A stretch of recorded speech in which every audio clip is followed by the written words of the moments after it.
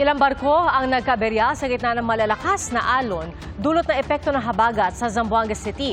At sa Sultan Kudarat, sinagip mula sa binahang bahay ang 2 buwang gulang na sanggol at ang kanyang pamilya. Saksi, si Efren Mamak ng GMA Regional TV.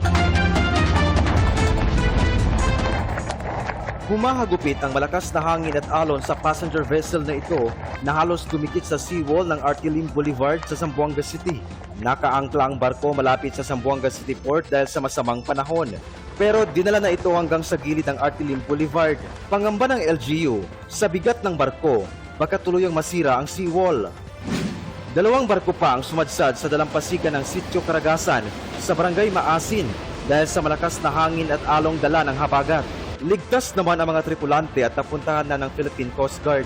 Wala ring nadamay na stilt houses sa pagsadsad ng mga barko.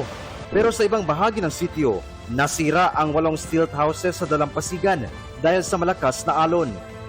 Nabagsakan naman ng puno ang bubong ng isang bahay sa Dapitan City, Zamboanga del Norte. Nakaligtas ang mga residente. Mula pa kagabi, ilang bahagi ng Mindanao ang binayo ng matinding pag-ulan. Sa Lebac, Sultan Kudarat, pinasok ng baha ang bahay na ito sa Barangay Purikay pasado alas 11 ng gabi kagabi. Galing daw ang tubig mula sa umapaw na kanal. Kuya, ang lalim. Hanggang tuhod naman ang baha sa Barangay Nuling.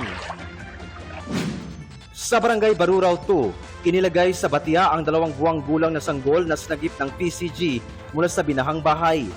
Narescue rin ang 3 babaeng kapatid nito at ang kanilang ama.